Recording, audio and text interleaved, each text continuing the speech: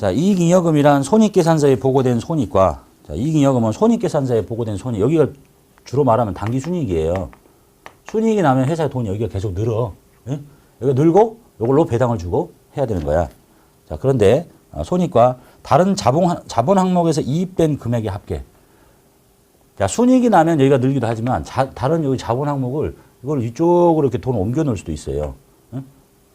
그렇게 이입된 금액인데 여기에서 이 돈에서 다른 주주에게 이렇게 배당으로 내보내거나 또는 이 돈을 자본금으로 전입시키거나 위탁, 자본조정 항목 등을 아까 상각하는 거 보셨죠? 그걸 요것도 상각하는 거 하고 남아있는 잔액을 보고 미처분 이익잉여금이라고 한다. 그러니까 쉽게 얘기하면 그냥 순이익 났는데 다른 자본 항목에서 여기다 집어넣은 거 더해가지고 배당으로 나간 거 또 이런 것도 상각하고 하고 남은 이 금액을 미처분 이익잉여금이라고 한다. 전체 여기를. 종류는 이제 보면 제일 첫 번째가 이익준비금인데요. 이익준비금은 다른 말로 법정적립금이라고 합니다. 상법에서 정한 법정적립금.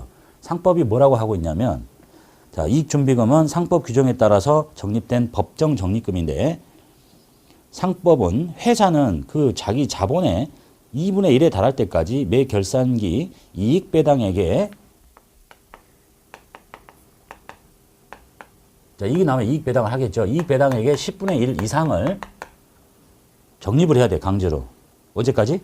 자기 여기 자본금의 절반에 달할 때까지. 이제 자본금이 5천만 원인 사람은, 이제 5천만 원인 사람이 이익배당을 하게 되죠. 예를 들어서 100만 원을 배당을 해. 예? 100만 원을 배당을 하게 되면, 얼마를? 10만 원을 반드시 이익준비금으로 묶어놔야 돼. 얼마까지? 요것에 2분의 1이 될 때까지. 2,500만 원이 될 때까지 계속, 여기가 지금 2,500이 될 때까지 계속 묶어놓으라는 얘기죠. 이렇게. 그래서 결국은 이거죠. 준비금 설정하는 것은 여기 이제 요 돈 중에 배당으로 돈이 빠져나갈 거예요. 100만 원이. 근데 100만 원만 내보내지 말고 그 중에 10%인 10만 원을 여기다 집어넣으라는 거야. 이게 법정 적립금이니까. 그렇게 이해하시면 되겠죠. 그러니까 네가 장사가 잘 될 때 이익이 났잖아. 이익이 났는데 주주들 돈 달라고 해서 돈 막 계속 주지 말고 이 준 돈 중에, 예?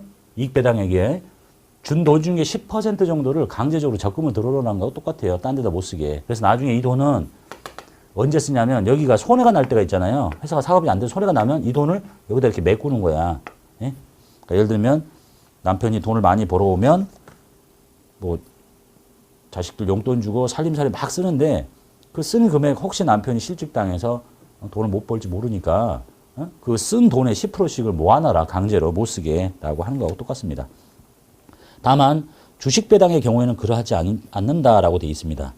그러니까 결국은 이익배당액에 주식배당은 빠지는 거니까 남아있는 것은 쉽게 말하면 현금배당이라고 보시면 되겠고요. 현금배당 말고도 현물배당이라는 것도 있어요. 그래서 여기를 현금배당이라고 하지 않고 이익배당액의 10분의 1 이상을 그리고 주식배당은 아니다 이렇게 표현하고 있는 거예요. 우리는 현실에서 볼 때는 그냥 현금배당이라고 보시면 되겠대요. 주식배당할 때는 설정할 필요 없고 이렇게 만들어 놓은 이익준비금은 언제 쓸 거냐? 자본에 전입하거나 결손을 보존하는데 이외에는 쓰지 못한다. 여기에 모인 돈은 여기가 결손이 생기죠. 그럼 요 이익준비금 메꿔버리는 거야, 이걸로. 또는 요거를 요렇게 올려서 자본금에다가 모아버려. 이런 거고 무상증자라고 합니다. 돈 받지 않고 자본금이 증가하잖아요. 그 정도만 봐두시면 되겠고요. 그 다음에 기타 법정 적립금이 있는데 요거는 현재 살아있는 게 없어요. 다 폐지가 됐어. 그러니까 상법 아닌 나머지 법에서 강제로 적립하도록 한 거, 뭐 상장기업에 몇 개 있었는데 다 폐지가 됐습니다. 그 다음에 이제 임의적립금이 있고요. 임의적립금은 누가 시킨 게 아니죠. 그냥 회사가 임의적으로 여기 있는 돈을 가만히 놔두면 배당 압력이 들어오니까 어떠한 목적에 쓰려고 돈을 이쪽으로 옮겨 놓는 거야. 응? 내용을 보면 회사가 임의적으로 일정한 목적을 위해서 정관 또는 주주총회의 결의에 의해서 이익의 일부를 적립합니다. 뭐 사업 확장 적립금, 감채 적립금, 배당 평균 적립금, 결손 보전 적립금, 뭐 아무 의미 없는 별도 적립금 이런 것들 쉽게 얘기하면 이거죠. 나라에서 강제로 적금 들어가는 게 아니라 그냥 개인적으로 자발적으로 가정 같으면 남편이 이제 돈을 많이 벌고 있는데 계속 쓰기만 할 게 아니라 나중에 집을 좀 더 넓은 집으로 옮겨야 되겠다. 그래서 그냥 혼자 알아서 적금 드는 형태 그런 것이 임의적립금이라고 보시면 되겠네요.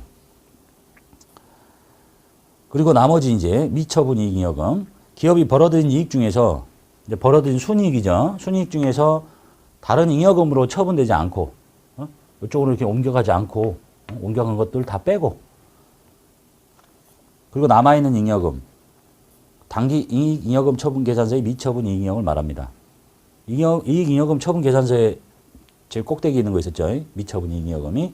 그 미처분 이익잉여금이 이렇게 구성이 되어 있잖아요. 전기에 이월된 미처분 이익잉여금하고 당기 순이익이 합친 거. 요거 합쳐진 게 미처분 이익잉여금. 그리고 이제 처분 내역이 이렇게 나오는데요. 재무상태표에는 이익잉여금 처분 전에 재무상태를 보고하니까 여기 제일 꼭대기에 있는 이름이 여기하고 똑같다라고 설명하고 있는 겁니다. 결손이 나면 미처리 결손금이라고 하고요.